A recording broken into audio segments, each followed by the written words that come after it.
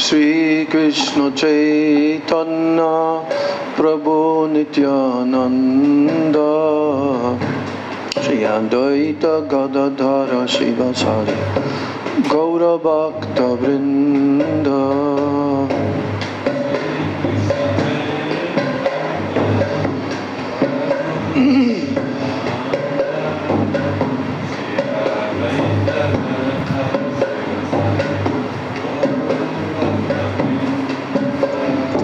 Shri Krishna Chaitanya Prabhu Nityananda Shri Advaita Gadadhara Shivasari Gaur Bhakta Vrinda Shri Krishna Chaitanya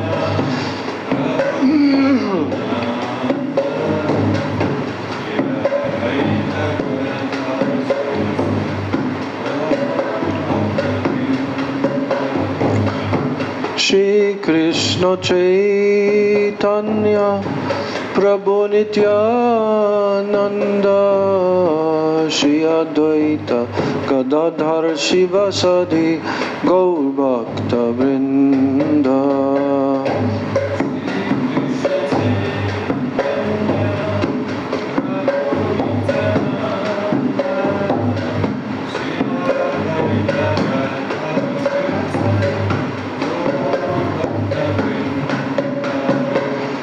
Gauranga bolite habe pulaka sharira Hari Hari bolite nai yane babenira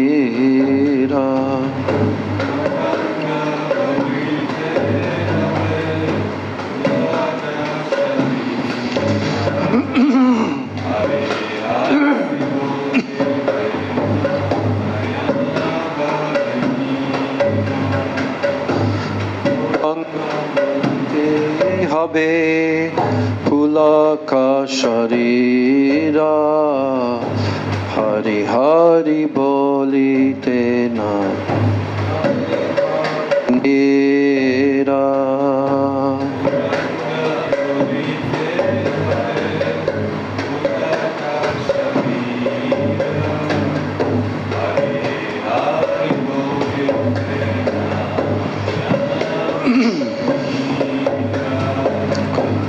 Arka benitai chandir karuna haibe samsara vasana mor kabe tuchahabe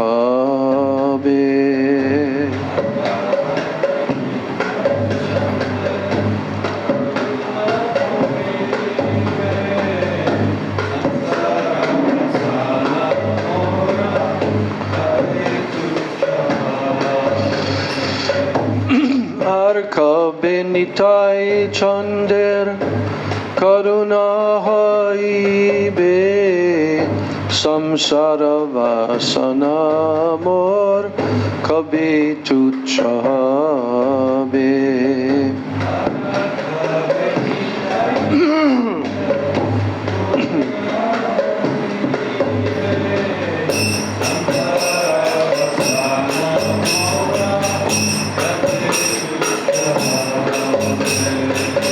Vishaya Charya Kabe Shuddha Habiman Kabe Hama He Rabo Shri Vrindavan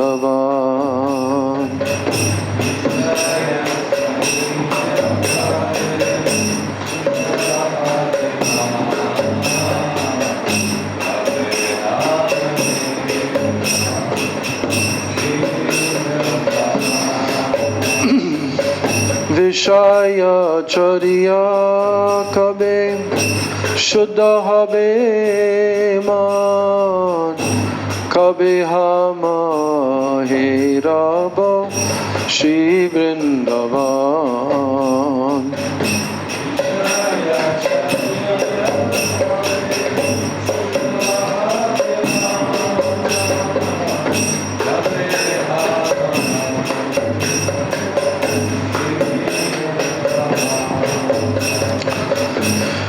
Rupa Raghunatha Pade Hoibe Akuti Kabe Hama Buja Bose Jugala Piriti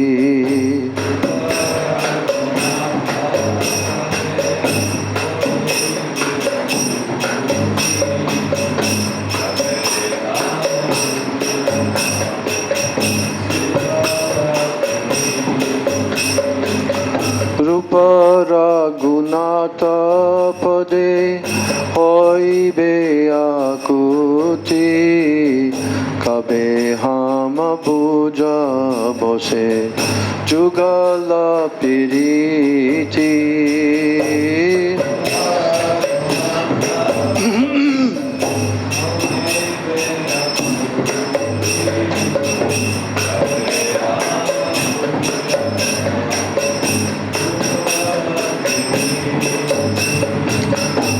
Rupa Raghunatha Pade Rahu Morayash Prarthana Karo Ye Sada Narotamodas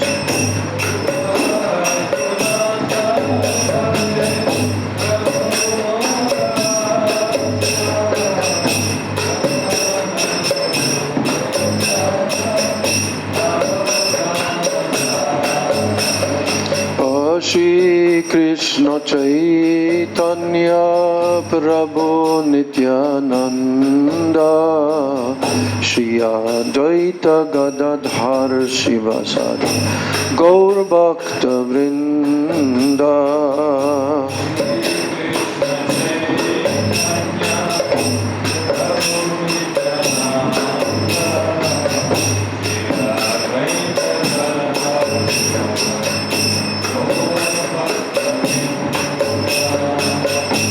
Hare Krishna, Krishna Krishna, Hare Hare, Hare Rama, Rama Rama, Hare Hare.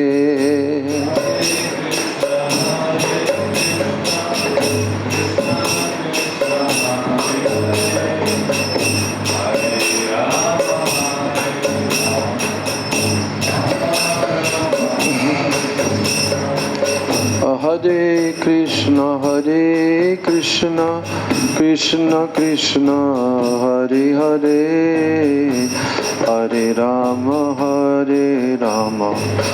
Rama Rama, Hare Hare, Hare Krishna, Krishna.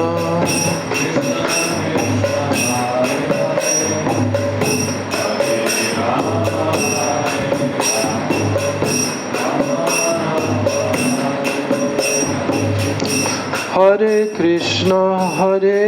Krishna, Krishna Krishna, Hare Hare, Hare Rama, Rama Rama, Hare Hare.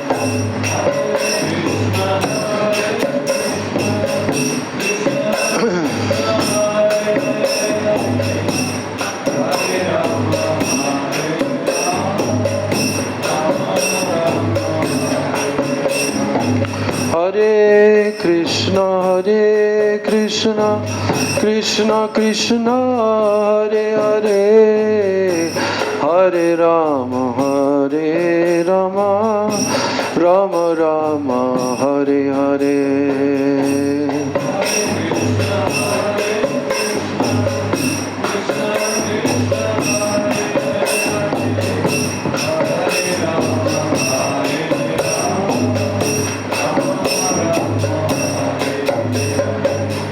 Radhe Radhe Govinda, Govinda Radhe, Radhe Radhe Govinda, Govinda Radhe.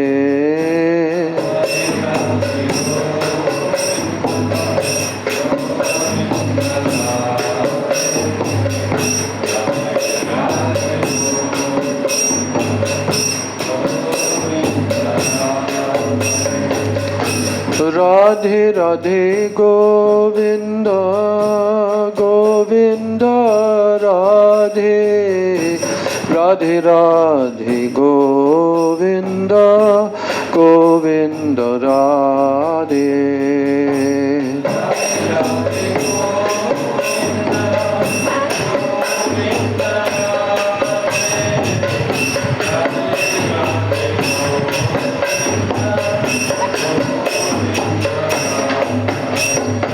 Radhe Radhe Govinda Govinda Radhe Radhe Radhe Govinda Govinda Radhe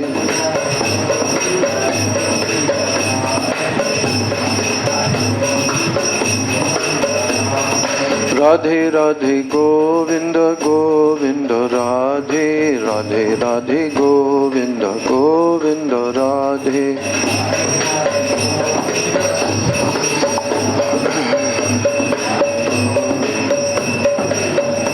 Jaya Sachinandan Jaya Gaura Hari Sachinandan Jaya Gaura Hari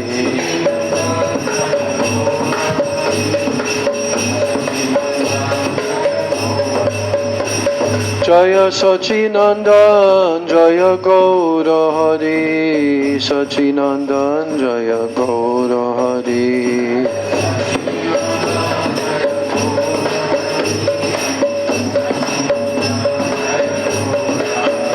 Jaya Nityananda Ram Nityananda Ram Nityananda Ram Jaya Nityananda Ram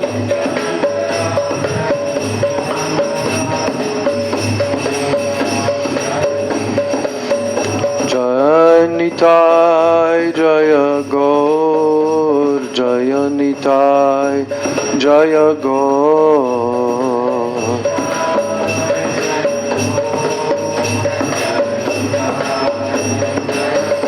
Nitai Gaur Hari Bol Hari Bol Hari Bol Hari Bol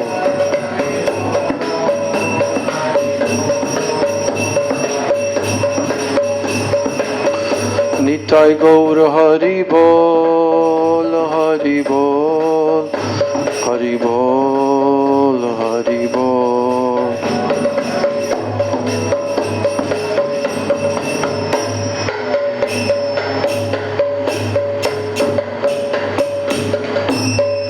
Jai Shri Shri Nitai Gaur Premanande Hari Hari Bol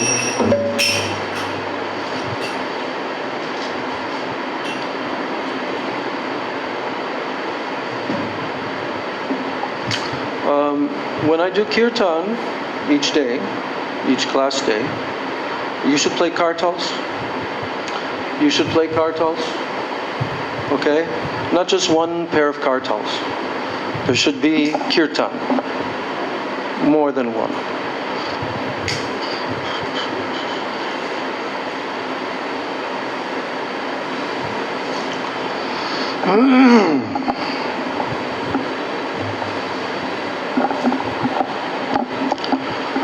Gurave Gaurachandraya Radhikaya Tadalaye Krishnaya Krishna Bhaktaya Tadbhaktaya Namo Namaha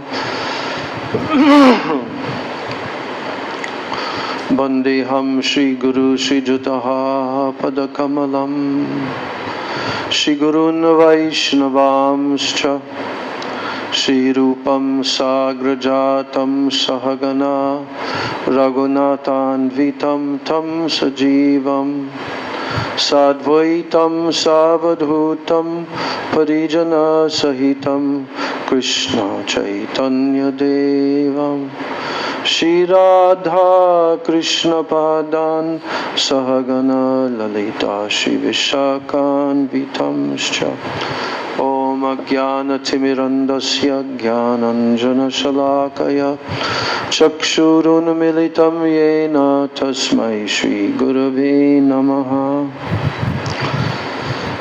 Mukam karoti vachalam pangum langayate girim yat kripa tamaham vande Shri Gurun dinataranam vancha kalpatarubhyascha kripa sindhubhya evacha patitanam pavanebhyo vaishnavebhyo namo namah. Namo Mahabhajanaya Krishna Prema Pradayate Krishnaya Krishna Chaitanya Namane Gaura Tvishe Namaha. He Krishna Karuna Sindho Dina Bandho Jagatpate Gopesha Gopika Kanta Radha Kanta Namostute Tapta Kanchana Gaurangi Radhe Vrindavaneshwari Vrishabhanu Sute Devi Pranamami Hari Priye Brindai Tulsi Debai Priyai Keshavasya Cha Krishna Bhakti Prade Devi Satya Vachai Namo Nama Shri Krishna Chaitanya Prabhu Nityananda Shri Advaita Gadadhar Shrivas Adi Gaura Bhakta Vrinda Hare Krishna Krishna Krishna Hare Hare Hare Rama Rama Rama Hare Hare Hare Krishna Krishna Krishna Hare Hare Hare Rama Rama Rama Hare Hare. First of all, I'm offering my unlimited Dandavat Pranams and my Shraddha Pushpanjali at the lotus feet of my most worshipable beloved Guru Dev, Nitya Leela Pravishta, Om Vishnu Pad Paramahansa, Ashtottara Sata Sri Srila A.C. Bhakti Vedanta Swami Maharaj Srila Prabhupada. And then I'm offering my same unlimited Dandavat Pranams and my Shraddha Pushpanjali at the lotus feet of my most worshipable beloved Siksha Guru Devs, Nitya Leela Pravishta Om Vishnu Pad Paramahansa, Ashtottara Sata Sri Srila Bhakti Rakshak Sridhar Goswami Maharaj, and Nitya Leela Pravishta Om Vishnu Pad Paramahansa, Ashtottara Sata Sri Srila Bhakti Vedanta Narayan Goswami Maharaj. I offer my Dandavat Pranams at the lotus feet of all of my Shri Shri Rupanuga Guru Varga, and I offer my Dandavat Pranams to all the Vaishnavas and to all the Vaishnavis.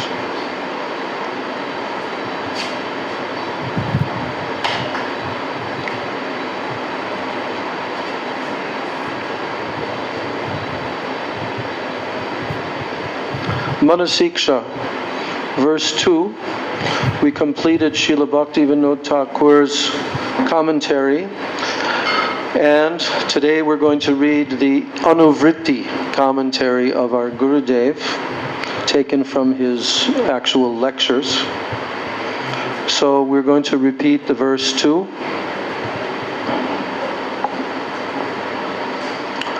Na dharmam shrutigana niduktam kilakuru vraje radha krishna prachura paricharyam ihatanu sachi sunundam dishvara patisutatve guruvaram mukunda preshtatve smara paramajashram nanumana. I'm saying the line and then you repeat after me. Na dharmam shruti gana niruktam kila kuru.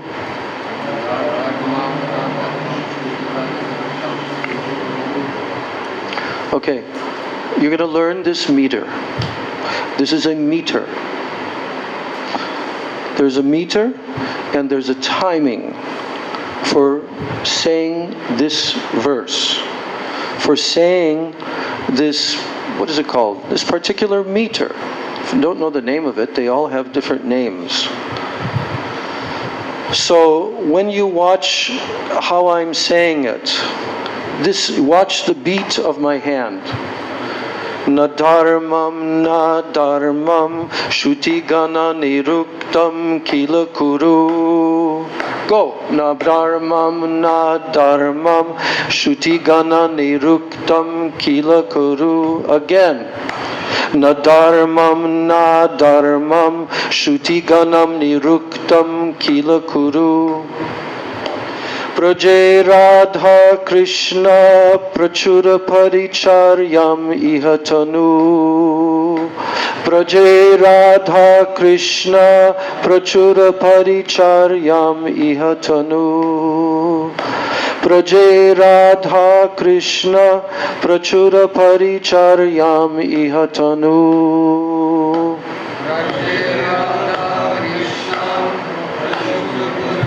No. Braje Radha Krishna prachura paricharyam ihatanu. Braje Radha Krishna prachura paricharyam ihatanu. Again.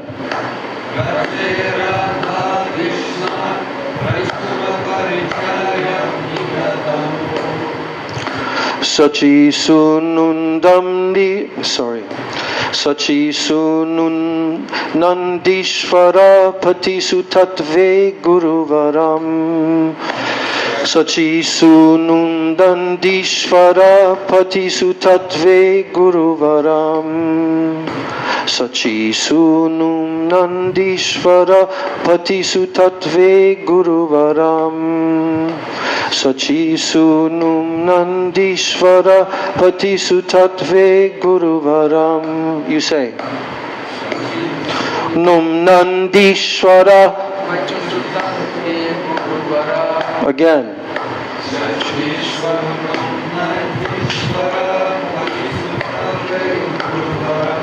Good.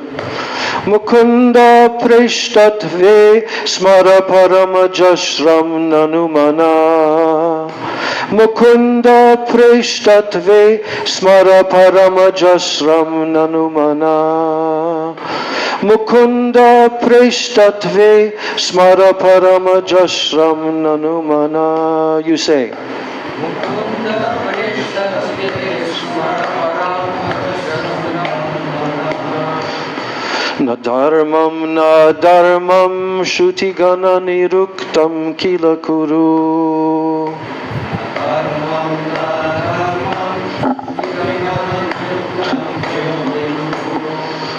Braje Radha Krishna prachura paricharyam ihatanu.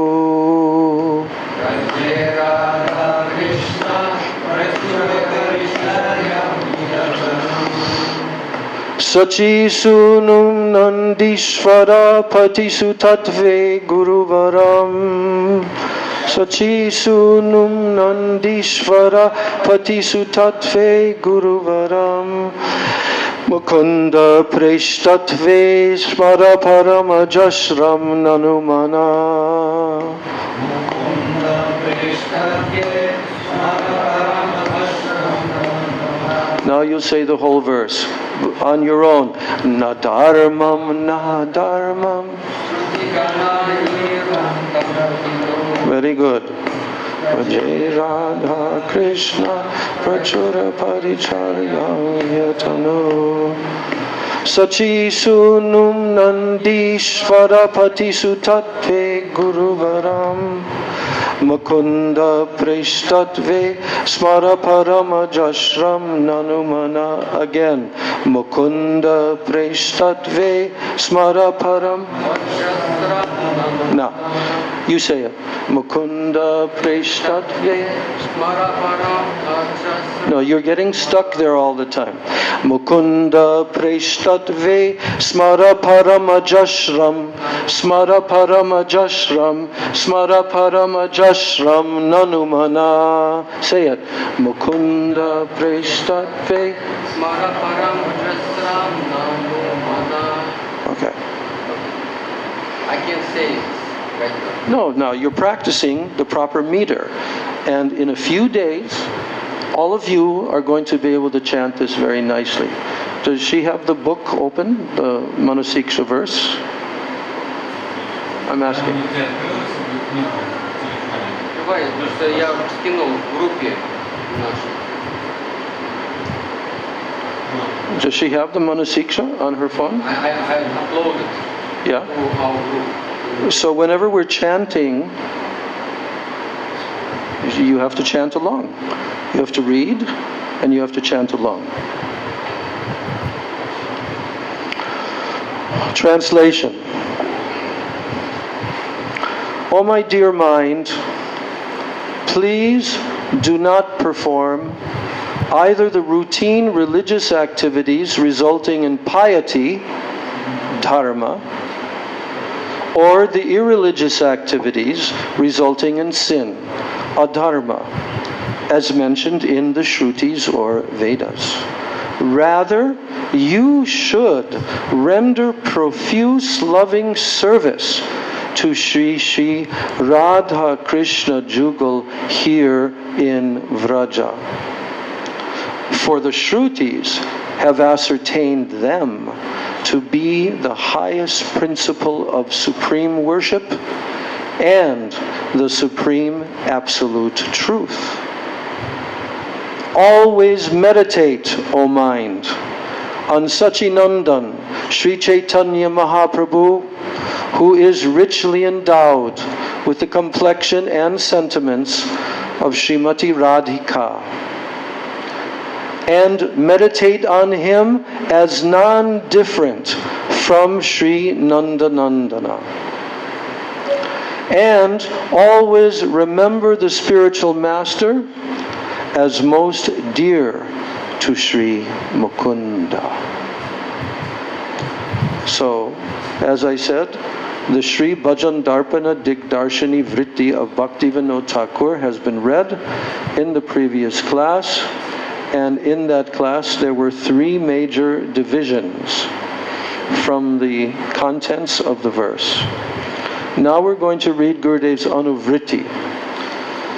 Gurudev's Anuvritti is very helpful for those who are trying to understand the deep meanings of these shlokas. And Gurudev is repeating what? Gurudev is repeating what Bhaktivinoda Thakur has said in a condensed way. And then in Gurudev's lecture, this is taken directly from his Hindi lecture. In his lecture, he is expanding upon it and clarifying everything.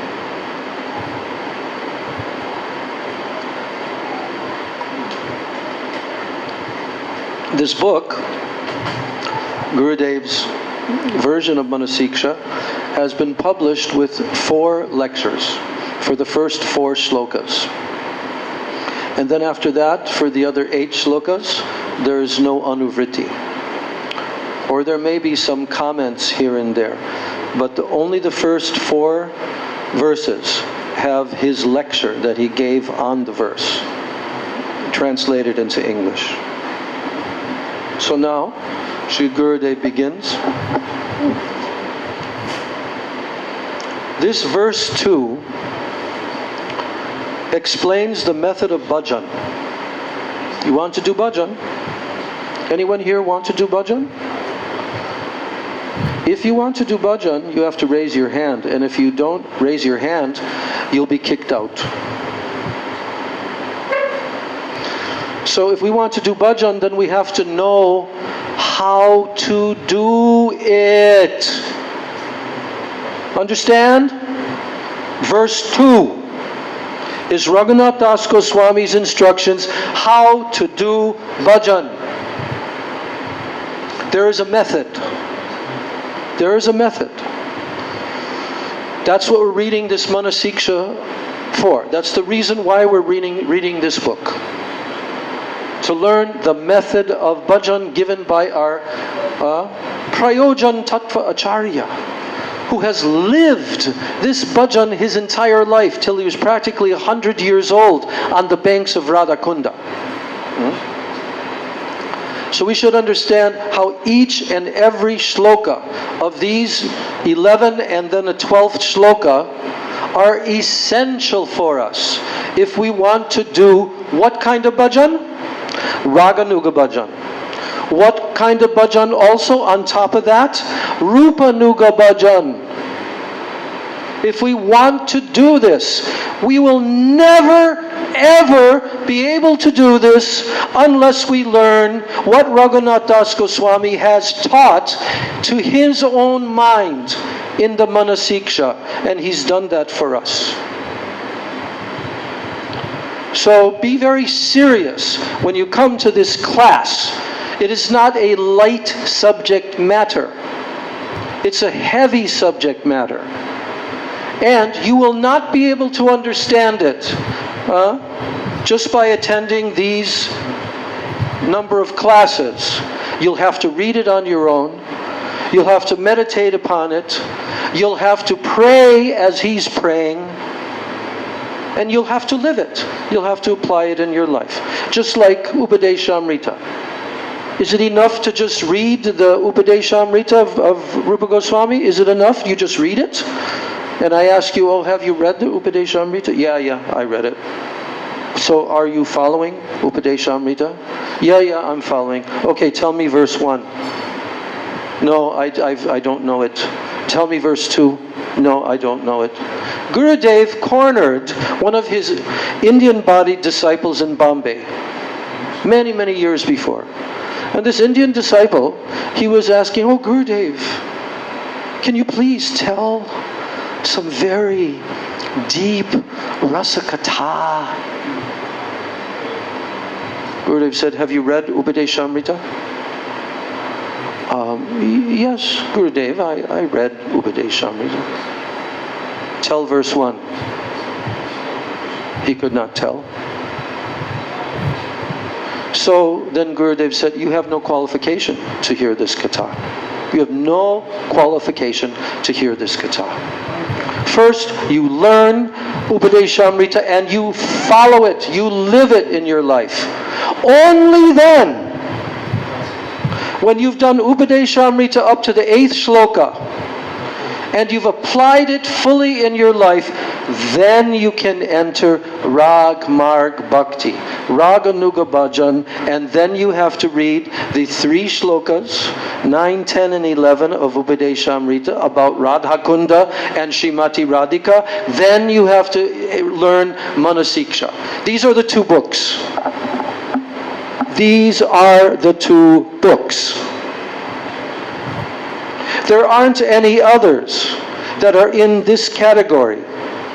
Srila Gurudev has clearly told the whole process has been given in these 2 books. Rupa Goswami, Raghunath Das Goswami. If you learn this by heart, at least try to learn it by heart. Not like some... No, I'm thinking of a slacker, like a slacker. That, oh, yeah, no, I can't memorize it. No, what's Sarva-dharman Paritya? What's that verse? No, I don't know. Not serious. Not serious about bhakti. In bhakti you have to use what? Tan, mana, vacha, and your emotions. You have to use this. What do you use it for? For memorizing shlokas, for meditating upon them, for memorizing prayers, verses, everything. One of the very few times, treasured moment, that I was able to actually massage our beloved Srila Gurudev. It was like this 1995, before he went to the West, or 96, I forget. But while we were massaging, there was 5 of us on Gurudev's head, 2 hands and arms, and his legs. And one devotee was directing because he was an acupressure doctor kind of person. At the end of that, all during the time that Gurudev was lying on his back, for at least 45 minutes, maybe even 1 hour, his mouth was always moving. His mouth was moving, but no sound was coming. So then after he sat back up on his bed, I also greedily took the opportunity to take his socks, his lotus socks, and slide them onto his lotus feet. And as I was doing that, I was looking up at him, and he was looking down at me. And I said, Srila Gurudev, can I ask you, during your massage, you were reciting or you were pronouncing something with your mouth, but no sound was coming. Can you tell what you were chanting? And Gurudev said, every day, 2 hours, stavas and stutis. Every day, 2 hours, stavas and stutis. That is part of the sadhan bhajan of those who are serious and they want in this life to come to the stage of bhav if possible. Without this, it's impossible. But if they're serious and in this life they want to try to come to the stage of bhav bhakti, they will have to be damn serious. Not wasting time. Not contemplating sense gratification all the time. How can I satisfy my senses? No. They'll have to enter into Shuddha Bhakti, pure Bhakti. They'll have to enter into this pathway. As Rupa Goswami is told, Anya Bilashita Shunya. You have to enter into this pathway. Otherwise, no possibility in this life to attain the stage of bhav. No possibility whatsoever. What to speak of even the next life. If we don't practice in this life, and we are slackers, what's another word for slacker? That's a slang term. Lazy, right? Something like that? Complacent, lazy, and just not really putting out much endeavor. Insincere. No, insincere is a different thing. This is a person who's not performing what they should do. They're slackers. So,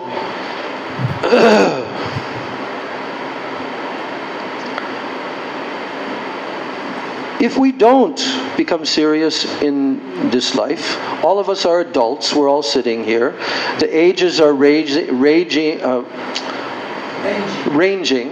The ages are ranging from late 20s up to nearly 60. And in my case, 72. And my godbrothers, late 60s. These are the ages. We don't have much time left. Those of us who are already almost, who are 70 plus, not much time left. Maybe 8 years. Maybe 8 years time is left. Wait, let me finish. Maybe 8 years is left. Maybe. No guarantee. 72 plus 8 is 80. But if you're 60, then you can think, well, I still have 20 more years, probably. And if you're in your mid-40s, then you start to think, well, I still have probably 35 years. I'm 45 now. 35, I'll be 80. Okay. And if you're in your early 30s or mid-30s, then you're thinking, well, I'm not barely even halfway through. But none of us know when we're going to die. But one thing that we do know is that it will come without our prediction. It will simply come. Death will come. And it can come at any time. So, Gurudev has told us, if you are very, very serious in this lifetime, what time is remaining, the time that you have remaining in this life, by good fortune, we've all come to the path of Chaitanya Mahaprabhu's movement. Yes, by very high good fortune we've come in this life. Some have come later, some have come earlier, but we've all come. And now we should understand very clearly what is this human form of life meant to do. What are we meant to accomplish in this human form of life? And then we have to put our nose to the grindstone and work hard. And if we do that, Gurudev said, if you completely surrender and you use all of your energy sincerely to strive with your utmost toward Shuddha Bhakti, then he said, whatever time is remaining in your life, you cannot even imagine what arrangement Krishna is going to make for you in your next life. That's the best case scenario. And what arrangement will he make? Gurudev clearly told that in that life, very high birth and very high sadhu-sanga and very high samskaras will be given to you by Krishna. And in that life, you can attain bhav. In that life, you can attain bhav. And from bhav, it may even be possible to come to the threshold of prema in that life. Or at least, definitely, in the next life. Because I was just reading in Prabhupada's 10th canto of Srimad Bhagavatam. I'm starting to read that now to prepare for Janmashtami. And I'm reading Prabhupada's purports. For the first 14 chapters, it's Prabhupada's purports. And Prabhupada repeated twice already in the first chapter. Twice he repeated, yes, in the purports, that those who are very sincere and they come in this life, they strive to attain pure devotional service. And I think he said they attain the platform of ecstatic love. Then in next life, Krishna will bring that jiva to the planet in the universe. Not this universe, in another universe, where he is now performing his Bhoma Lila in the material universes. And that devotee will take his birth in Krishna's pastimes with his spiritual body that is eternal. So, this is what Gurudev told we have to try to do. But now, actually the majority of the devotees are not really trying that hard.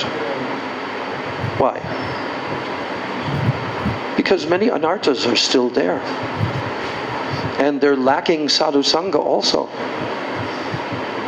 But a lot of anarthas, plus barely any real true sadhu-sanga, means what?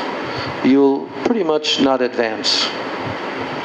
There's a statement in the first chapter of Chaitanya Charitamrita, first chapter, where Krishnadas Kaviraj Goswami is discussing Guru Tattva. And there's a purport there where Srila Prabhupada said that a Madhyamadikari, if he does not obtain very high sadhu-sanga and associate with pure Vaishnavas, he makes no further spiritual advancement. Do you remember that statement in one of his purports? I can find it. He also says something in Upanishad. Yeah. Insufficient guidance. Insufficient guidance, that's right. That's about getting initiated by a guru who is not madhyam or uttam. But this is talking about a person who's not taking advantage of any sadhu-sanga. Even he may have a very high guru. Yeah, there are so many. They got initiated by a very high, exalted guru. But in their life, they're not practicing seriously. And they've become misdirected. What's the word? Deviated. Deviated. Gone off course. And now they've succumbed to their anarthas. It's not a surprising thing at all that they will succumb to their anarthas. Because if they don't have higher sangha, they are just waiting to be victimized by their anarthas. You have to try to always stay in very high sadhu-sanga throughout this entire lifetime. Once you come to the lotus feet of a Maha-Bhagavad Vaishnava, you have to try in this life to stay in very high sadhu-sanga as far as possible. And you have to dive deep, deep, deep into the books that your Maha-Bhagavad Vaishnava gurus have given, because they've given all of what's in their heart. They've given it in their books. But you'll not be able to properly read them and understand them unless you're in very good high sadhu-sanga. So in the case of somebody who's in that situation, actually our Gurudev came to help, to rescue. So many of the senior Vaishnavas who had served very diligently in their younger years, disciples of Prabhupada, and who also came after Prabhupada, but they spent their younger years serving very diligently, but then they gradually became weak and went off course. So Gurudev came for them. Gurudev came to uplift them, to rejuvenate them, to put them back on course, and to teach them now what you have to do. What do you have to do now for the remainder of your life? This is what you have to do to go forward. But if someone does not endeavor in this life, of course, we're just talking about the norm. Krishna can always be causelessly merciful, right? Isn't it true? Mahaprabhu, Ajamil, was Krishna merciful to Ajamil? Yeah. Yeah, there's many cases. But Krishna can be, but we shouldn't count on that. We have to try to become Kripa Siddha through following the sadhana and the instructions that have been given, which causes the mercy of these great personalities to come to us. If we don't work hard, if we don't try, then we'll not make advancement. And we read last year, I remember, there was a whole conversation of Gurudev who was being asked the questions, that what happens to the devotee who is in that situation? Well, he'll have to take birth again.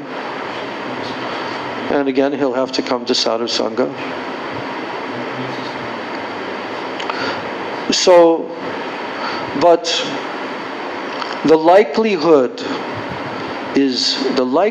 and the chances of attaining spiritual perfection, full attainment of Gaur Prem, it is possible only if we start right now in this life and we try to fully utilize all of our time, like 8th shloka of Upadeshamrita. And we make such an endeavor, then Krishna will arrange. Krishna will arrange. So, now this verse 2, Gurudev is saying, this verse 2 explains the method of doing bhajan. So, according to the instructions of verse 1, one should perform bhajan after giving up all kinds of pride. If you don't give up pride and you can't do trinadapi sunichena, you ain't gonna enter the pathway of bhajan, Baba. If you can't give up pride and adopt the internal moods of the 3rd shloka of Sikshastakam trinadapi sunichena, no way you're going to enter into the path of bhajan. So therefore, Raghunath Das Goswami said it in the very beginning. So he says, according to the instructions of verse 1, one should perform bhajan after giving up all kinds of pride. gardist. In such a condition, worldly life cannot be maintained. Huh? Right? If you're giving up all pride and you're just doing bhajan, worldly life cannot be maintained. So, Raghunath Das Goswami is advising that dharma and adharma both should be given up if one has the desire to perform bhajan. Dharma and adharma both have to be given up if you want to do bhajan. So, in order to perform exclusive bhajan of Shri Shri Radha and Krishna, then one should abandon all kinds of dharma and adharma that are enjoined in the Vedas, in the Shrutis, and in other similar literatures. But by giving up one's daily and one's occasional duties, that's called nitya and naimittic karma, by giving these up, then life would become difficult. And there would be several defects. So then what should we do? He's asking. So then what should we do? So the activities that help us in the course of our life, that are beneficial for this world as well as the next world, those activities are called dharma. So to not follow this is called adharma, and to do what is contrary to this is called vidharma. Now we may not perform adharma, vidharma, or kukarma, unbeneficial activity. We may not perform them, but we have to follow dharma. So in the Shrutis, the religious duties, they are divided according to karma, jnana, and bhakti. Those three. In the Shrutis, the religious duties are divided. Which religious duties? The dharmas. They're divided according to karma, fruitive activity, according to jnana, cultivation of knowledge, which is aimed at impersonal liberation, and according to bhakti, devotion unto the Supreme Lord. So now, Gurudev quoting the verse from Srimad Bhagavatam, 11th canto, 20th chapter, 9th shloka. Spoken by Krishna to Sri Uddhavji. He says, Tavat karmani kurvita, na nirvidyeta yavata, matkata shravanado va, shraddha yavan na jayate. You can repeat after me. Tavat karmani kurvita. Tavat karmani kurvita. Na nirvidyeta yavata.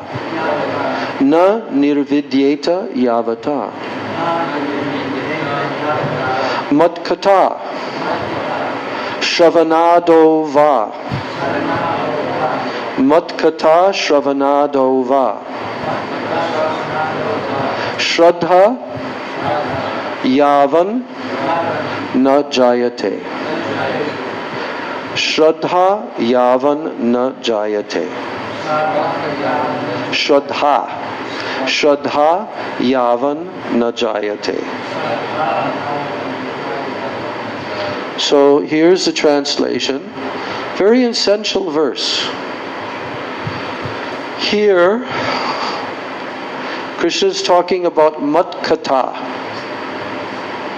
What is matkata? It means discourses about him. Krishna is saying, my kata. matkata shravanadova. So, until one awakens detachment from the results of fruitive activity, tavat karmani kurvita, or until one develops faith in hearing discourses related to me, one must carry out his daily and his occasional obligatory activities. So is this a contradiction to what Raghunath Das Goswami is saying? No, Gurudev is now going into a deep understanding of what is this dharma in this context. Because Raghunath Das Goswami is saying, na dharmam, na dharmam. Give that up. Don't practice it. So, now the Vedas also say, a very commonly heard statement, especially Hindus, ahimsa paramo dharma. Ahimsa paramo dharma. Repeat. Ahimsa paramo dharma. Paramo dharma. Ahimsa paramo dharma. So this is a statement from the Vedas which means that non-violence, ahimsa, is what? Parama dharma. It's the highest religious principle. To be non-violent is the highest religious principle. Then there's another statement. Gurudev's actually, one by one, he's going over the different statements in the Vedas that Hindus know. Next one, Pitri Devo, say. Pitri Devo. Bhava. Matri Devo. Bhava. Pitri Devo Bhava. Matri Devo Bhava. This means respect your elders and your parents. Next one. Atiti Devo Bhava. So Atiti,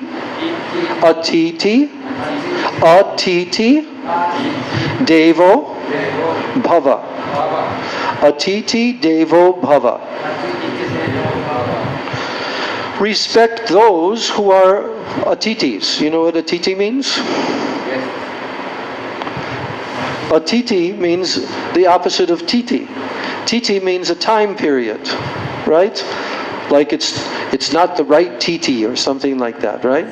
So atiti means someone who appears at your home without invitation. Suddenly appears. Respect those who are uninvited guests at your home. And then the last one that he says here, Acharya Devo Bhava. Everyone say Acharya. Acharya Devo Bhava. Acharya Devo Bhava. Acharya Devo Bhava.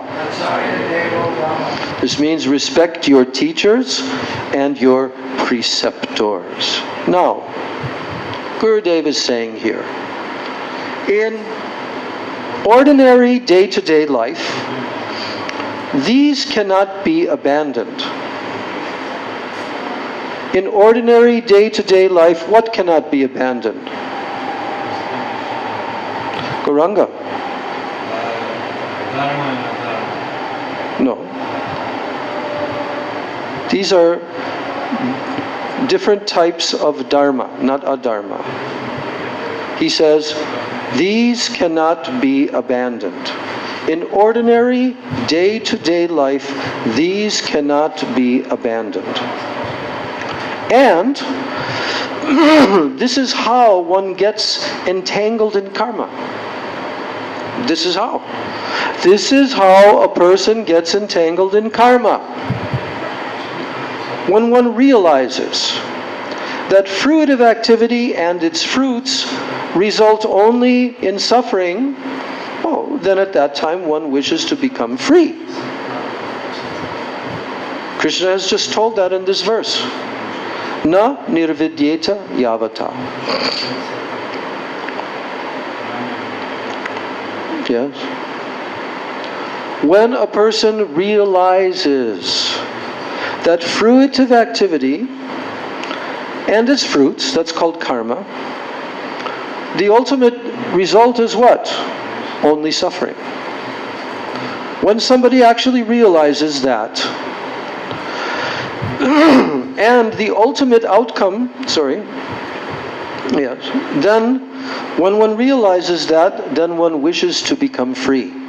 Right? Because if you understand, whatever I'm doing, it just resulted in suffering after suffering after suffering. So I have to stop doing what's producing suffering. So then, he wishes to become free from that. So, na nirvidyeta yavata. Gurudev is saying that no good karma results in eternal happiness. Doesn't matter how good your karma is, no good karma results in eternal happiness. And the ultimate outcome will be suffering. So, when a person gets married, why do they get married? Gurudev is explaining. One gets married for happiness. That's the reason why. That's why you hear all the marching bands, and you hear all the kirtans, and you have to listen to mundane music till 4 o'clock in the morning, because people are getting married, and they want to make a big rejoicing because that's auspicious for the marriage. And the husband and the wife, they're both looking at this marriage as being something that's going to produce a lot of happiness in their life. Right? One gets married for happiness. Gurudev is saying that right here. But guess what? It turns out to be what? Painful. Painful. What is the word for pain in Russian language? Huh? Oh yeah, bolna. Bolna. Yeah. Bol. Pain. Bol. Tolka bol. Tolka bolna. Is that correct? Only painful. See, now I've got all their attention because I'm saying Russian words. And I'm saying the Russian word that they like a lot. Bolna. People get married for happiness. But it turns out to be painful.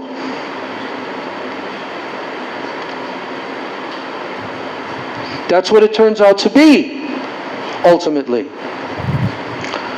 But you know, a very dull, foolish, mudha, after experiencing that, then they separate, and then they try again. And then again they get painful. And then after experiencing that, then they try again. And we've got some high prize winners who have tried nearly 9 times. I'm not going to say any names. You can ask me privately, okay? But this means not at all serious about attaining spiritual perfection. Not at all serious. Some of you know that person. 9 times. So, one gets married for happiness, but it turns out to be painful. Burna.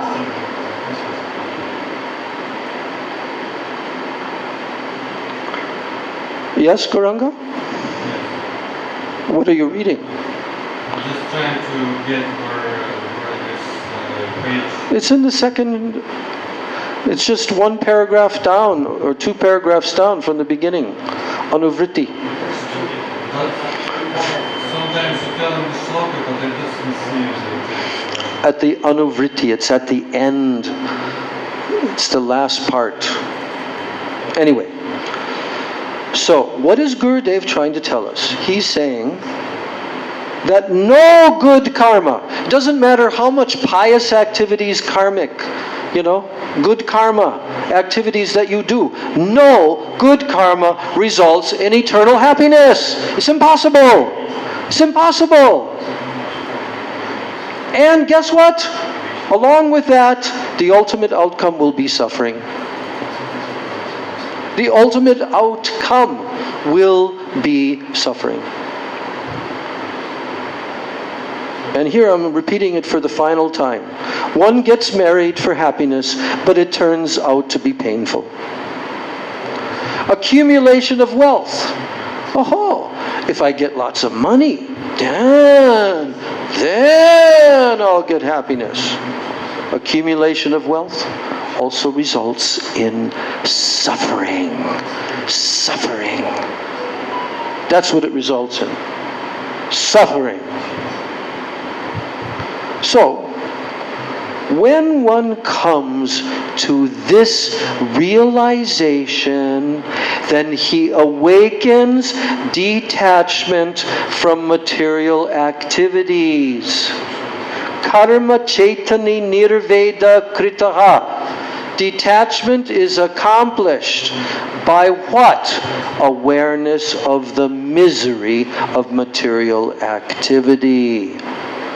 Do you want to accomplish detachment? Then you gotta become very aware of the misery of this material world. What does Krishna say that the material world is? In the Bhagavad Gita, he uses two words, very pretty, very wonderful, decorative, poetic words he uses.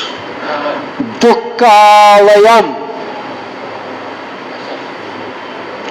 That means full. Dukkha alayam. Full of suffering. And what's the second beautiful adjective that Gurudev, Krishna tells about this material world?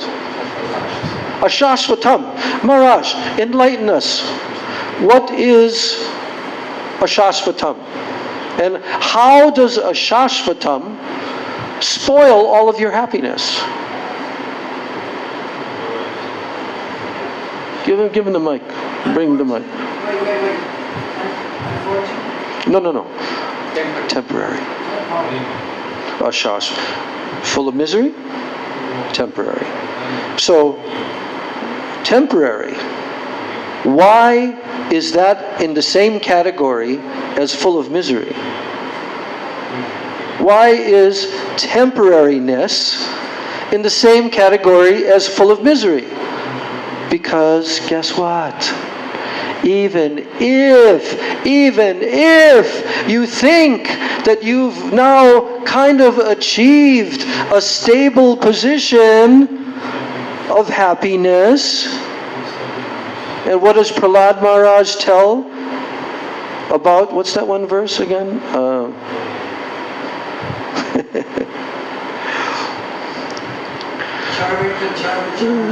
No, there's another. He's telling.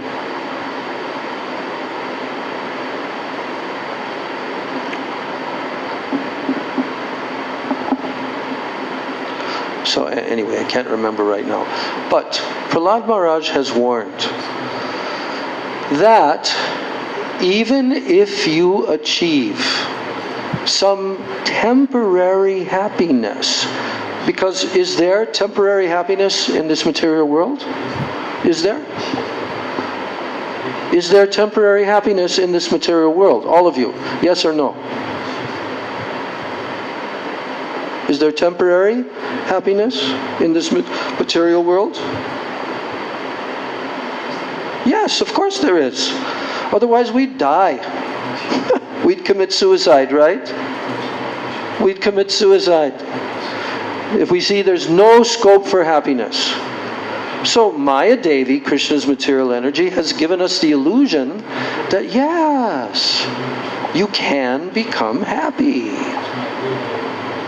There are temporary happiness. But along with that, the word temporary is added. Because that means that that happiness, no matter what type of happiness it is, no matter what sense objects that happiness is being produced from, it can be taken away at any single moment, and it will be. Whatever one is trying to enjoy in this material world, you can only enjoy it momentarily, and then it becomes disgusting. Yeah. So, when one comes to this realization that no matter what you do, it ends up in suffering, then what happens to such a person? That he awakens inside of himself detachment from material activities. And what is this detachment accomplished by? How does that take place? Because one becomes very aware of the misery of material activity. Yes. Now Gurudev is bringing up Draupadi and the Pandavas. Who were Draupadi and the Pandavas? The 5 brothers. They were pure devotees. Was Draupadi a pure devotee? Yes. They were completely pure devotees of Krishna. And they were fully surrendered to Krishna. Draupadi and the Pandavas were fully surrendered to Krishna. Did you find it, Gauranga? Draupadi and the Pandavas were fully surrendered to Krishna. But yet, even they had to undergo great suffering. Yes, they're pure devotees. In fact, they're eternal associates. But they had to undergo great suffering. When Kunti, the mother of the Pandavas, the sister of Draupadi, she prayed for calamity because it would help her remember the miseries of the Yeah. But they had to undergo suffering. Then Gurudev says, King Harishchandra. There's a whole story about him. He followed the path of dharma, yet he had to suffer. So, if one comes to this understanding that karma and the fruits of karma will result in suffering only, if one comes to this understanding that karma and the fruits of karma result in suffering only, then he becomes eligible for jnana. Becomes eligible for jnana. Otherwise, no jnana. You do need jnana. Vairagya vidya. You need jnana. But you can't get real jnana and vigyan unless you come to this understanding that karma and the fruits of karma result in suffering only. Now, Gurudev gives another objection. He says, but even the elaborate commentaries on Gyan that are given in the scriptures, they do not contain real happiness. Why? Why? Because there's no acceptance of Bhagavan. Those Jnanis, and all the scriptures which deal with Gyan and logic and all of this, even they They understand, the jnanis understand that karma produces suffering. But does jnana give happiness? No.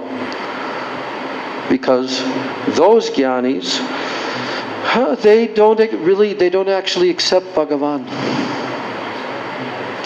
They propound, what do they propound about Bhagavan? That Bhagavan is formless.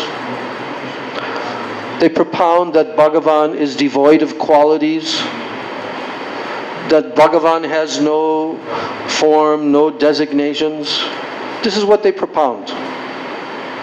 That means they don't accept Bhagavan.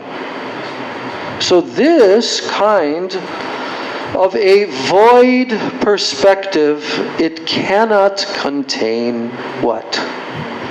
Happiness.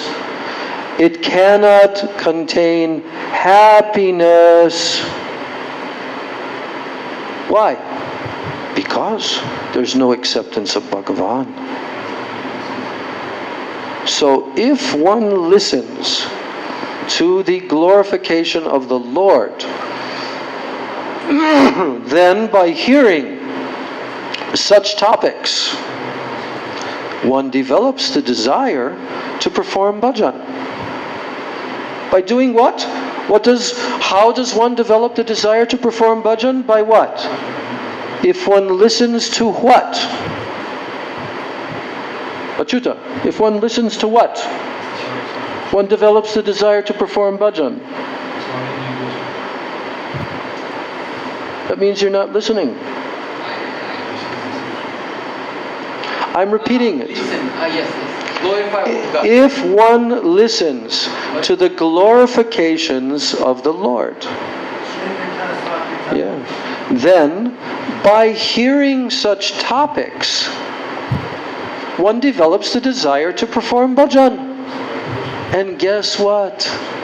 When he develops the desire to perform bhajan, he gives up fruitive activities. He gives it up because of the desire to perform bhajan. And he also gives up impersonal knowledge. And how quickly does he give that up?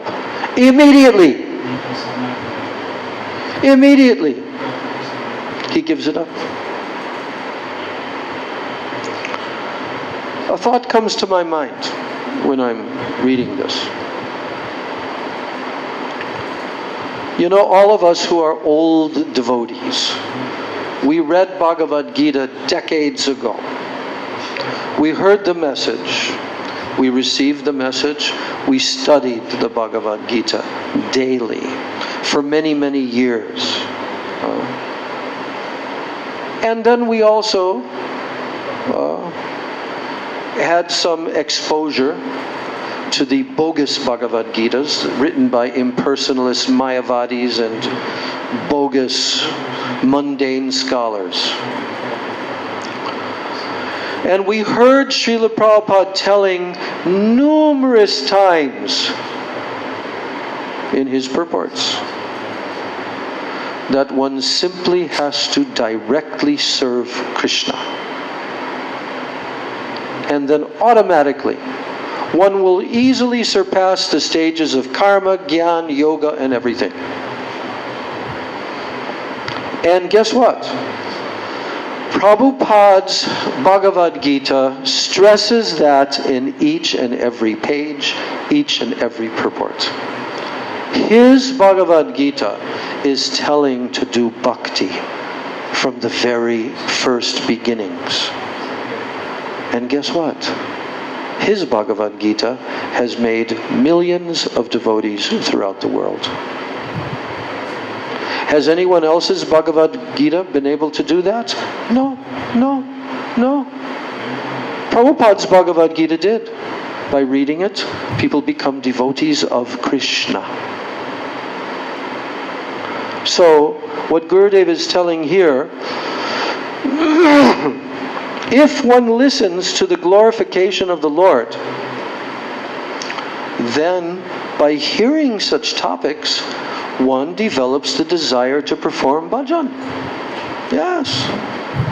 And then he gives up the fruitive activity, and he gives up the impersonal knowledge, Immediately. Not after some time. Immediately he surpasses the desire to do karma, gyan, all of that, yoga. He gives that up. Why? Because he listened to the glorification of the Lord. Now, in the Srimad Bhagavatam, again, 11th canto, 11th chapter, 32nd verse, this is expressed. This point is being expressed by Krishna. This is also a very prominent verse. For those of us who are preachers, we should learn it. Agyayaivam gunan doshan maya tishtan api svakan dharman santyajya yak sarvan mam bhajetasa tu sattamaha. Can repeat. Agyayaivam gunan doshan agyayaivam gunan doshan mayadishtan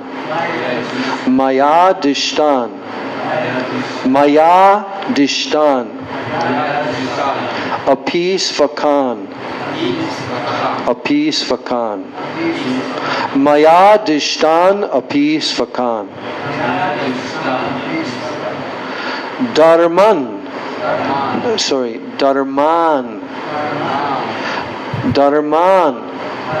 santyajya yak sarvan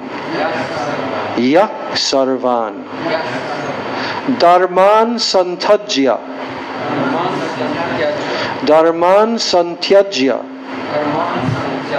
yak sarvan dharman santyajya yak sarvan mam bhajeta satu sattamaha mam bhajeta satu sattamaha mam bhajeta satu sattamaha. Okay. So Sri Krishna said to Uddhava,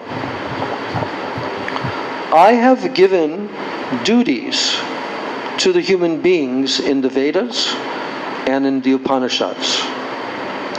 And I have explained what is dharma and what is adharma. I have also explained what are attributes and what are faults. Gunan doshan, attributes and faults. So, to carry out one's religious duties, this is a positive attribute. Because why? Because it purifies the heart of the performer. So to carry out one's religious duties, it is a positive attribute because it purifies the heart of the performer. But to neglect such duty, this is a fault. Now he says, one who does know all this, he knows what are the attributes, he knows what are the faults, he understands what is dharma, what is adharma. But one who knows all this, and yet he abandons his prescribed duty, considering it to be a distraction to bhajan. Yes, Krishna is saying, this particular person, he knows all this, and yet he abandons his prescribed duty, considering it to be a distraction to bhajan. And then Krishna says, Mam bhajeta. And he worships me exclusively with the firm conviction that all perfection may be attained by bhakti alone. That person, satu sattamaha. Mam bhajeta satu sattamaha. He is the best amongst all human beings. He worships me. He does bhajan to me with firm conviction that all perfection may be attained by bhakti alone. So, now Gurudeva is backing this up. He says that this is further explained in the Bhagavad Gita, chapter 18, verse 66. In the verse, Sarva-dharman parityajya mam ekam sharanam braja. This is all explained in that very same verse. So therefore, Sri Raghunath Das Goswami advises that one abandon all dharma and all adharma given in the Vedas. Because why?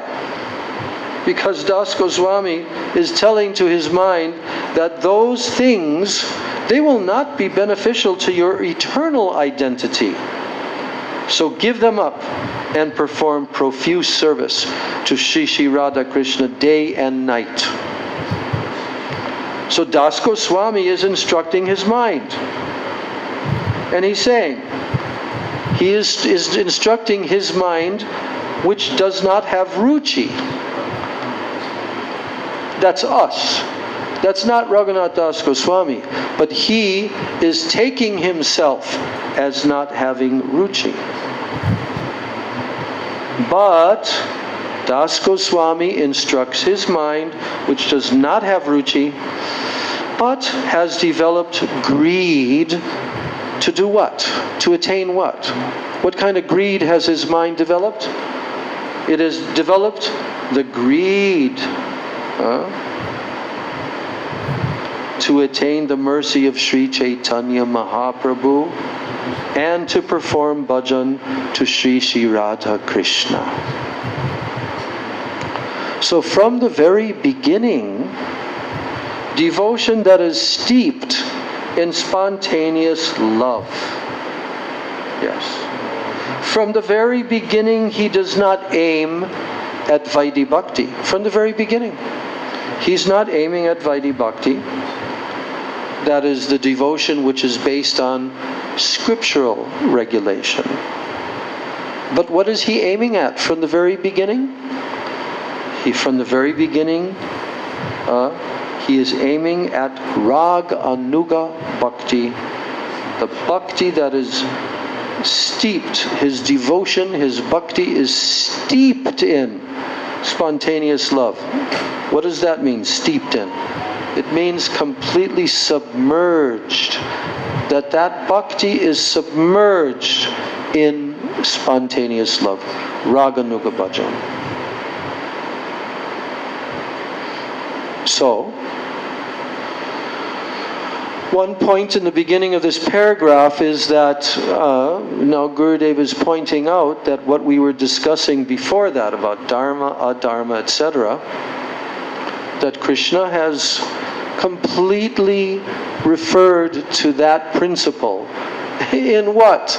At the end of his Bhagavad Gita discourse, chapter 18, verse 66, in the verse, Sarva-dharman parityajya. So now, again, I'm asking you to tell that verse. Sarva-dharmam parityajya mamek sharanam braja akam pansarva-patityo moksha akshami mashichu. Where's your notebook that I told you about the other day? Have you written that verse yet in your notebook? You have? If you're lying, I'll know it. I have, I can show the picture. Like at least like 8. Okay. How many times have you looked at it since you wrote it? And repeated it vocally, out loud? Maybe 10 times. Okay, I'll help you then. Because you've made some endeavor, I'll give you a little bit of. So the first line is what? Sarva? Sarva-dharma parityajya mamekam sharanam braja. How aham tvam. Aham means I, and tvam means you. Because Krishna is telling this to Arjuna. Aham tvam sarva papebhyo mokshishyami. Okay. Aham tvam sarva papebhyo. Say that. Aham tvam sarva papebhyo. The last line. Moksha ishyami. Ma shuchaha. Again, sarva dharman parityajya. Everyone. Sarva dharman parityajya. Mam ekam sharanam vraja. Aham tvam sarva papebhyo. Moksha ishyami ma shuchaha. Now, with the verse, you have to write down the synonyms. Otherwise, you cannot learn the verse. You have to know what each word means. And you have to think about that as you're saying the Sanskrit. This is how you learn a verse. You cannot just learn the Sanskrit without knowing the meaning of it. And then by knowing the meaning of the words, then you gradually can understand how those words are arranged in the verse to tell its meaning. So in this verse, Krishna is telling Arjuna to do what? From the first line. What is Krishna telling Arjuna to do? Yes. Sarva dharman. Sarva means all, right? Dharman means dharmas. And prityajya means give it up. Abandon. And what should you do, Arjuna? You should give up all these other dharmas that you're so concerned about. And what should you do? Second line. Mam.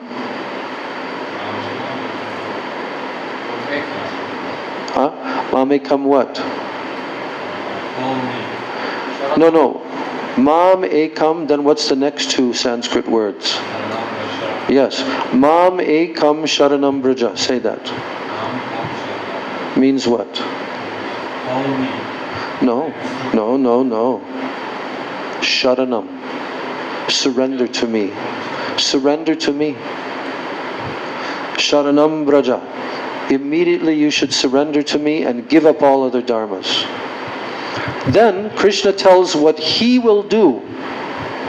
After that, Krishna tells what he will do in exchange for Arjuna's surrender.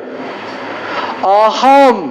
Krishna says, then I, aham tvam, sarva papebhyo mokshishyami. I will deliver you from what? All sins, all sinful reactions. Sarva pap. Pap means sin. Punya means pious activity. All sinful activities, you don't have to worry at all. If you just surrender to me and you abandon all these other dharmas, then he says, I will liberate you. I will protect you. Sarva dharma, aham tvam sarva papebhyo moksha ishyami. I will deliver you. I will free you. I will liberate you. From what? From all of your worries about committing sinful activities. Because the whole Bhagavad Gita is about that. Isn't it? Is the whole Bhagavad Gita based upon Arjuna's worries? He told Krishna in the first chapter and the second chapter. Arjuna is worried about what?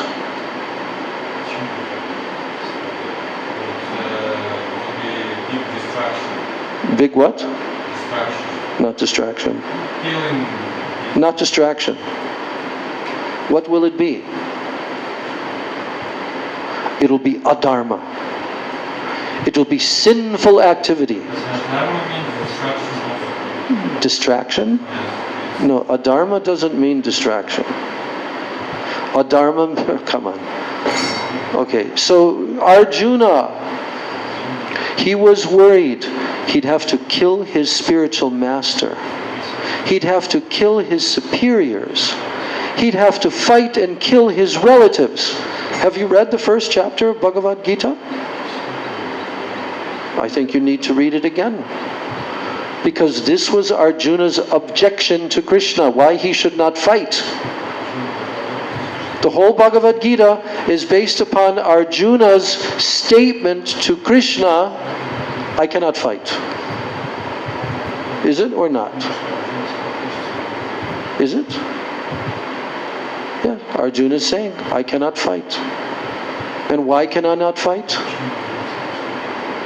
Because it will be very heavy adharma. It will be very heavy sinful activities. But Krishna has explained the entire Bhagavad Gita, 18 chapters, to Arjuna, and he has made sure that Arjuna has understood everything. And then he asks Arjuna at the very end, have you heard everything clearly with your mind? Are you free from doubt now? And are you ready to perform, to act according to my instructions? Are you ready? And Arjuna said, yes, I'm ready. So after Arjuna said that, then Krishna repeated Sarva Dharma. No, I mean, he repeated this final instruction that you should abandon all other dharmas. And don't worry. You know that this is the don't worry verse of the Bhagavad Gita? This is the don't worry, be happy verse of the Bhagavad Gita.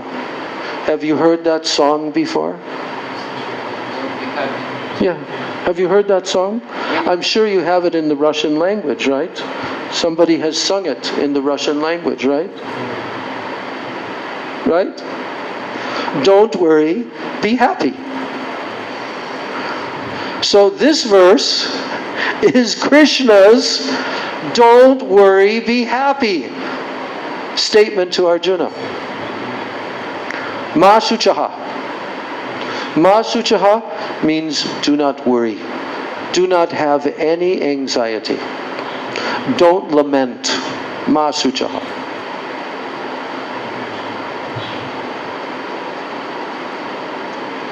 If someone cannot follow this, they cannot enter the life of bhajan. So, now Gurudev says, if one does not develop greed after hearing the pastimes of Sri Chaitanya Mahaprabhu, then one is the most unfortunate among all unfortunate persons.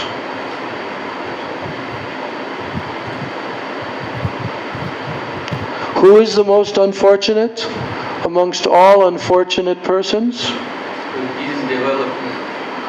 Who doesn't develop greed for what? Yes?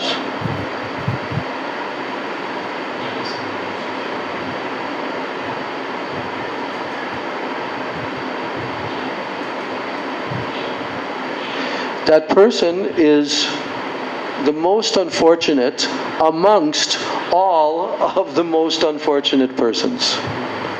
A person who doesn't develop greed after hearing the pastimes of Sri Chaitanya Mahaprabhu. So, but Das Goswami, Raghunath Das Goswami says that all living entities are eligible for this Raganuga Bhajan. He's saying that. All living entities are eligible for this Raganuga Bhajan. Why? Because everyone is a servant of Krishna. Every living entity, every jiva, jiver swarup hoy Krishner nitya das.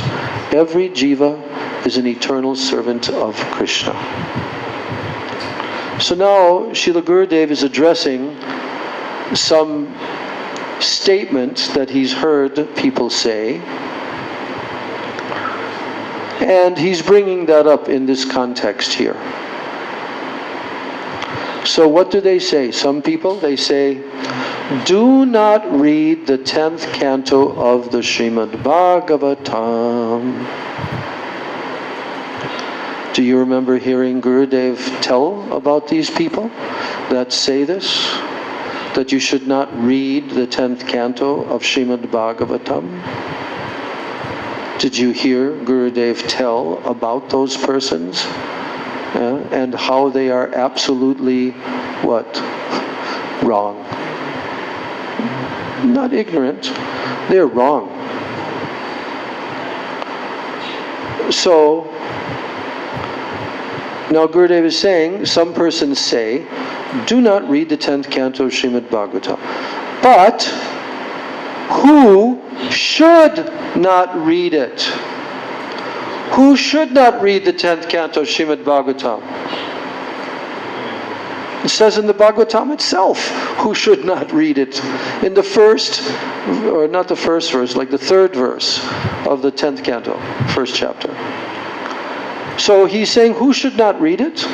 Only those who lead an animalistic life.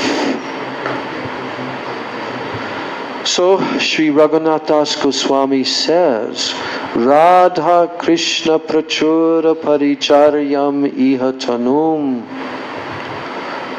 Perform, do this, perform profuse service to Sri Radha Krishna here in Vraja.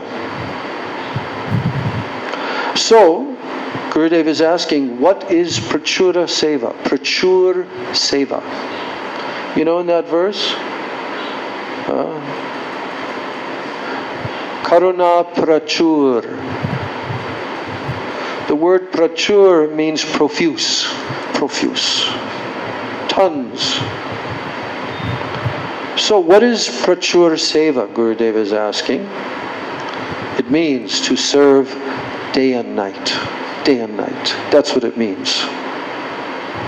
So in the Bhakti Rasamrita Sindhu, 1-2-295, Sri Rupa Goswami has said, Seva sadhaka rupena siddha rupena chatrahi tadbhava lipsuna karya vraja lokanusarataha.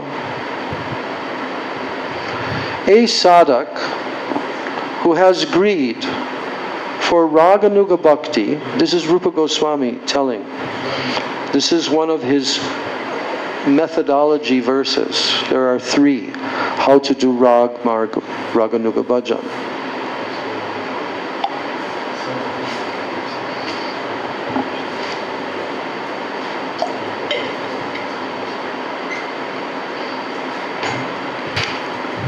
Here's a translation of this verse. A sadhak who has greed for Raganuga Bhakti should serve Sri Krishna both in the sadhaka roop and in the siddha roop in accordance with the bhav of the eternal residents of Braja who possess the same mood for which he aspires.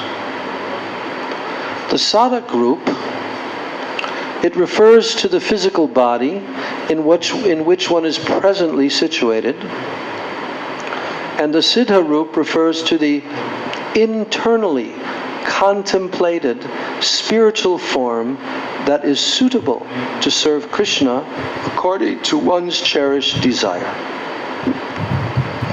In the Siddha Deha, the perfected internal spiritual body, in that Siddha Deha, one should offer mental services to Sri Krishna under the guidance of Sri Radha, of Lalita, of Vishaka, of Rupa Manjari, of Rati Manjari, and others. That's in the Siddha Deha, in the Siddha Rup. But in the Sadhak Rupa, one's physical body, then one should render physical service under the guidance of Sri Rupa Goswami Sri Sanatana Goswami, and others. So, Sri Rupa Goswami, he has determined the nature of uttama-bhakti in the very beginning of the Bhakti Rasamrita Sindhu, in his verse, which is in chapter 1, section 1, verse 11. Or section 1, chapter 1, verse 11. And what is that famous verse that Rupa Goswami is telling? He is determining what is the nature of uttama-bhakti. What is that verse? Anya bilashita shunyam. If you know this, you chant it with me. Anya bilashita shunyam jnana karma dhyanavritam anukulyena krishnanu shilanam bhaktir uttamaha. Can tell?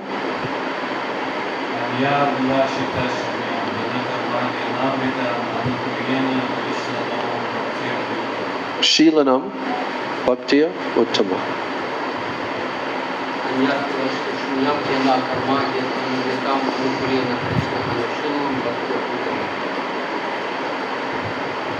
You know? You know the shloka? Don't read it. You don't know. I know what I can. No. You haven't memorized it, right? That means you don't know it. No. But she can't tell. You know? Znaешь? Anya bilashita shunyam. You tell. Jnana karmadi anavritam. Anavritam. Anukulyena. Krishnanu. Shilanam. Bhaktir. Uttama. Okay, good. You know? You know the verse? Tell.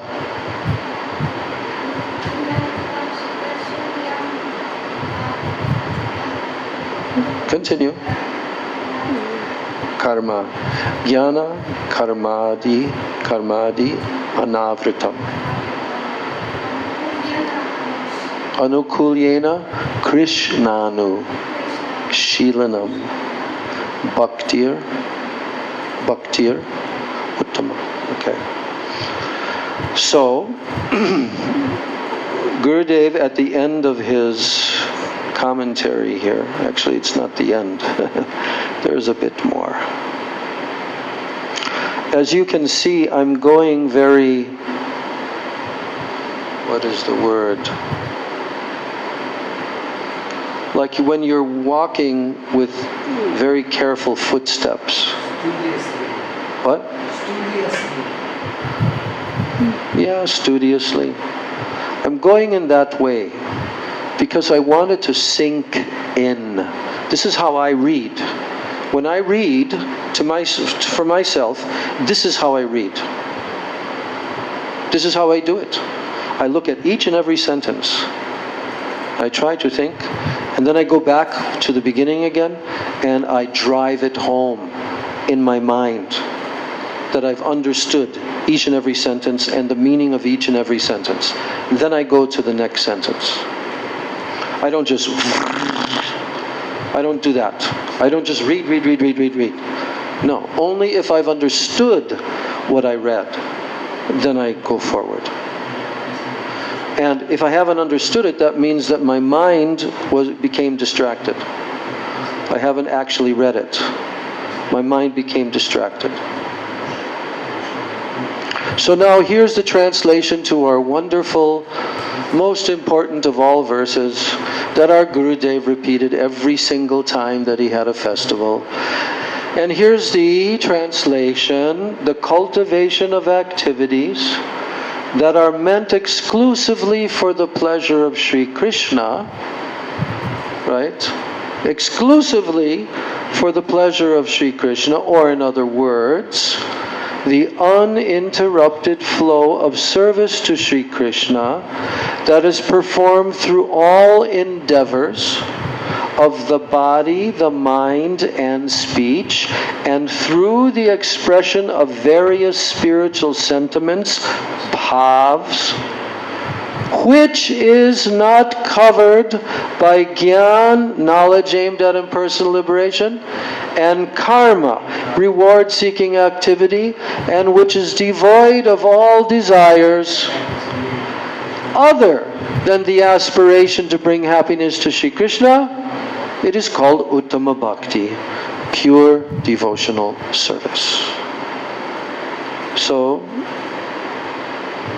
Gurudev is quoting this verse, and he is quoting Raghunath Das Goswami, who is telling, give up spurious desire, give up fruitive activity, and give up the cultivation of impersonal knowledge, and serve Krishna favorably. So how is this favorable? Prachura seva performed. How is this favorable prachura seva performed? Sri Raghunath Das Goswami prayed at the feet of Sri Sanatana Goswami, and he told how it's performed. He says, Vairagya yug bhakti rasam prayatnair apayayan mam anabipsamandham kripam budhirya paradukka dukki sanatanam tam prabhum ashrayami. This is the prayer of Raghunath Das Goswami to the feet of who? Srila Sanatana Goswami. He's saying that Srila Sanatana Goswami, he is an ocean of mercy. Kripam budhir. And why is he an ocean of mercy? Paradukka dukki. That he is always grieving for the distress and the suffering of others. Sanatana Goswami is grieving for the suffering of others. And then Raghunath Das Goswami said, that personality, although I was blinded by ignorance,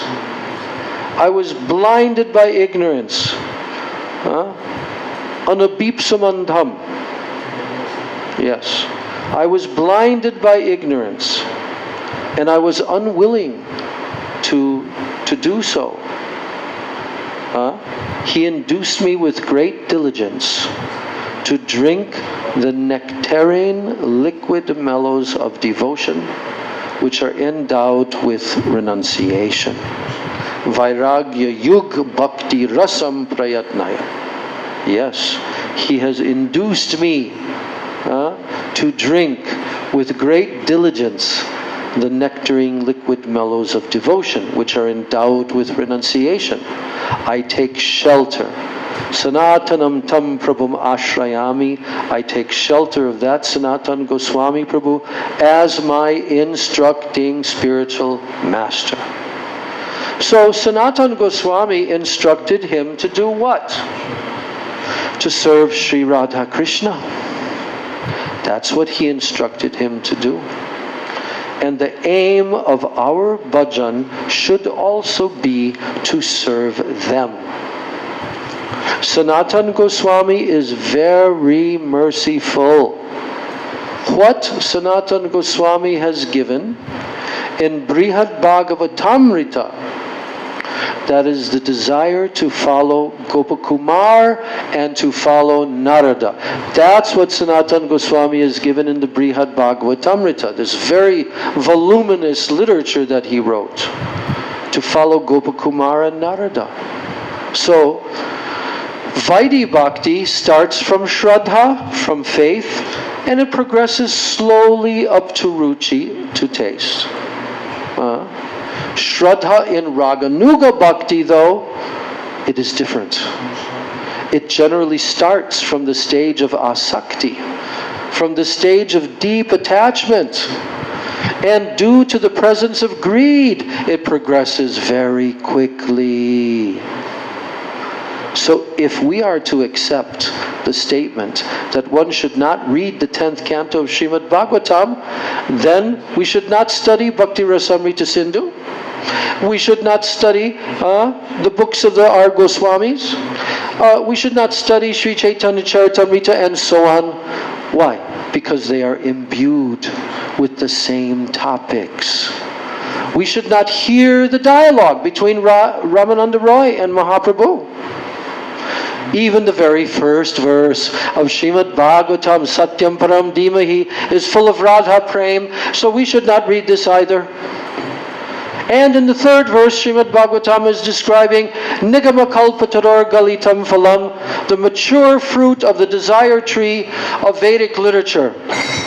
And what is in this verse? The entire 10th canto and all the other pastimes exist within this verse in coded form.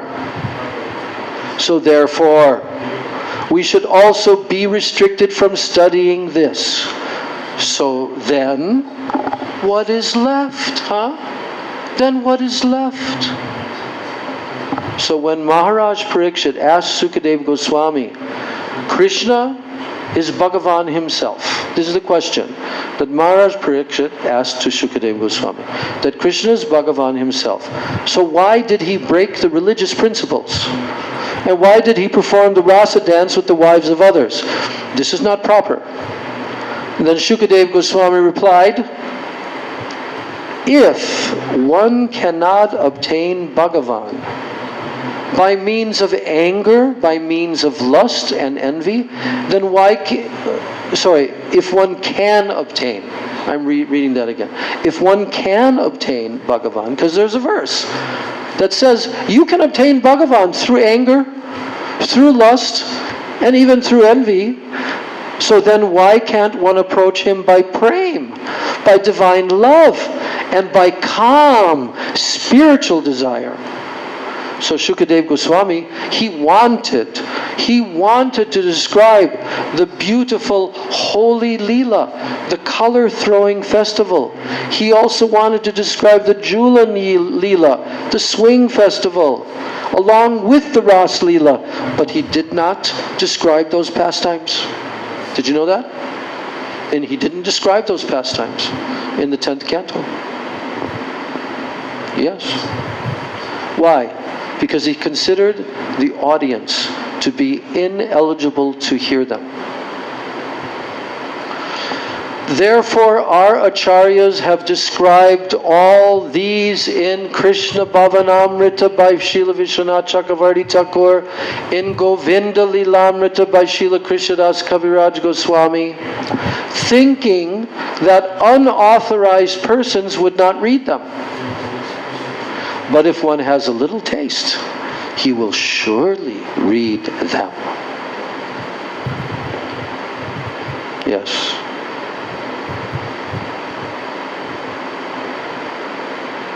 So, we're going to complete our discussion today, and we'll continue in our next class on Thursday.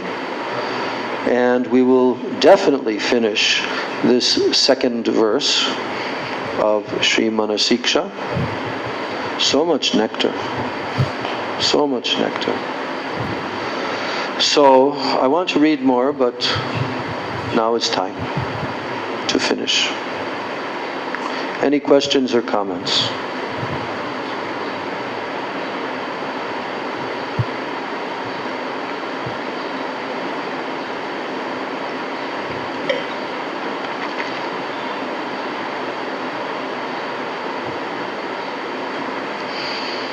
Sometimes Prabhupada would say, if there are no questions and comments, then that means that what? Everyone agrees. Yes, but everyone has understood also. It might involve quite a long answer. But the verse, the dream comes out of the year, even to Vishnu. They also often goes to that's quoted why it's authorized also to read these intimate activities of Krishna. But there is, in that verse, there is a criterion. There is a necessary qualification of the person hearing. And what is that? You hear with Shraddha, deep faith, and from a person who Yes. is pure. Yeah. Shraddhanvitam anushrunuyad atavarnayedya, and he also can repeat them. Then what will happen? Bhaktim param bhagavati pratilabhya kama. Then parabhakti will come in the heart from that. Not, the Gurudev always stresses that not that one's anarthas will go first, they'll go and then parabhakti comes. No. Parabhakti comes first for such a person and the anarthas flee away because of parabhakti. Bhaktim param bhagavati pratilabhya kama hrid rogam ashu apahinoti achirena dhira. Here the person is called dhira, sober. If someone doesn't follow Upadeshamrita, they ain't dhira.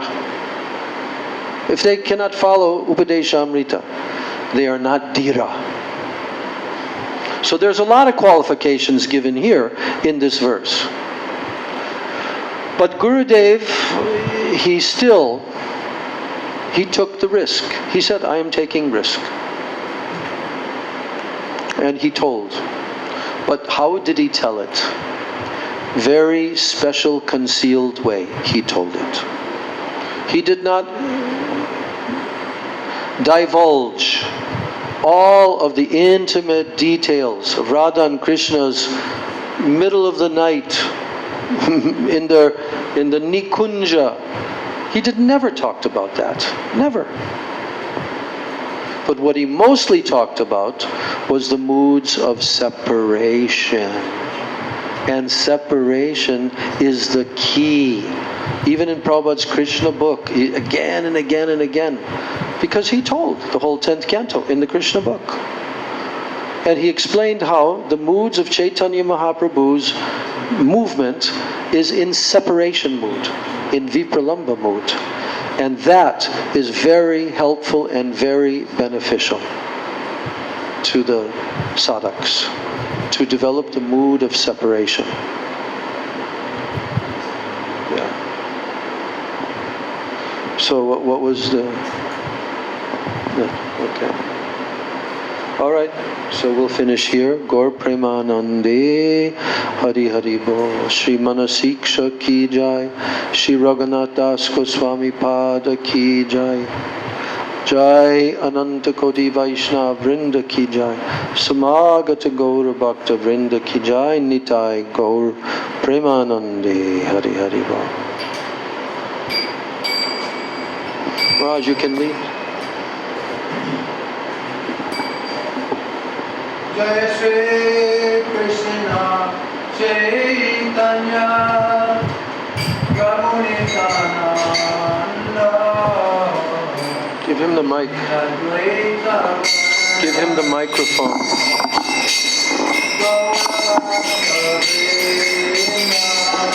Shri Krishna Chaitanya Prabhu Nityananda Shri Advaita Gadadhar Shivasadi Gaur Bhakta Vrinda. Jaya Shri Krishna Chaitanya Prabhu Nityananda Shri Advaita Gadadhar Shivasadi Gaura Bhakta Vrinda.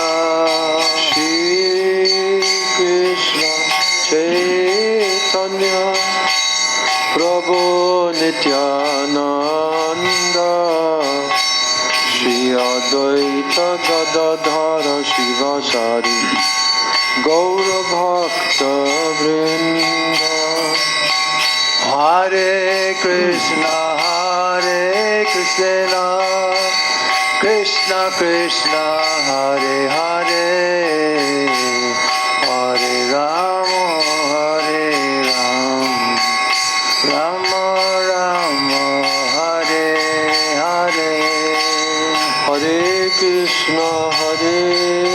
Krishna Krishna Krishna, Hare Hare, Hare Rama, Hare Rama, Rama Rama, Hare Hare, Hare Krishna, Hare Krishna, Krishna Krishna, Hare Hare, Hare Rama, Hare Rama, Rama Rama, Hare Hare, Hare Krishna,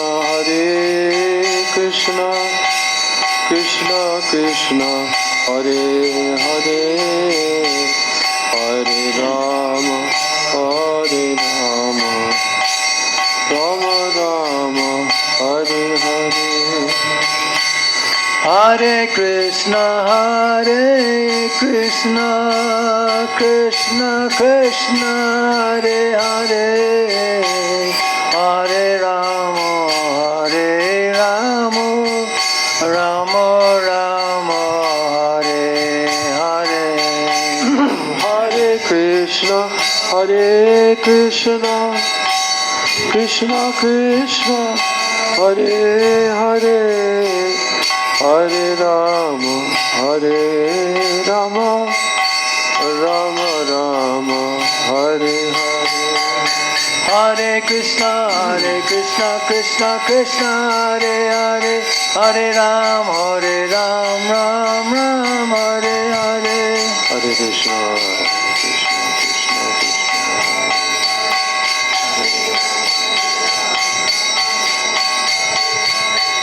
Krishna Hare Krishna, Krishna Krishna, Hare Hare, Hare Ram, Ram Hare Hare, Hare Krishna, Krishna Krishna, Hare Hare, Hare Ram, Ram Hare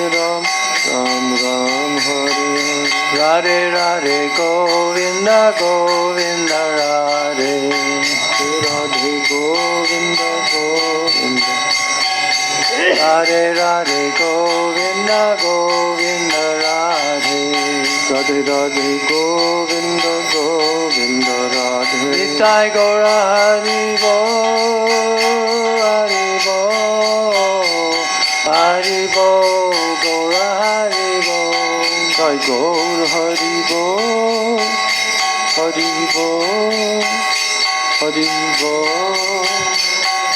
Nitai Gaura Hari Bo, Hari Bo, Hari Bo, Gaura Hari Bo, Nitai Gaura Hari Bo, Hari Bo, Hari Bo,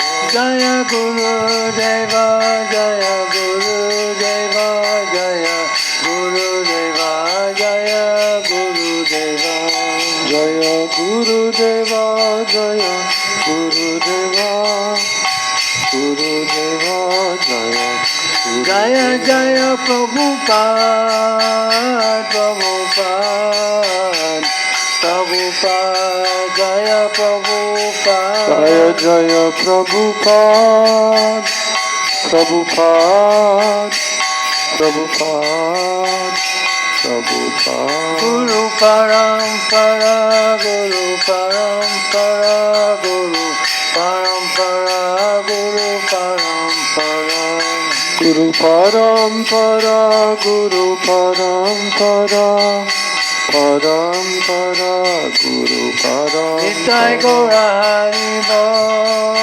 Hari Bo, Hari Bo, Gaura Hari Bo, Nitai Gaura Hari Bo, Hari Bo, Hari Bo, Hari Bo, Nitai Gaura Hari Bo, Hari Bo, Hari Bo, Gaura Hari Bo, Nitai Gaura Hari Bo, Hari Bo, Hari Bo, Hari Bo, Nitai Gaura Premanandi, Hari Hari Bo, Shri Raghunath Das Goswami Prabhu ki jai, Sri Rupa Sanatan Goswami ki jai, Shri Harinam Sankirtan ki jai, Samagata Gaur Bhakta Vrinda ki jai, Nitai Gaur Premanandi, Shripad Bhaktivedanta Padmanabha Maharaj ki jai ho.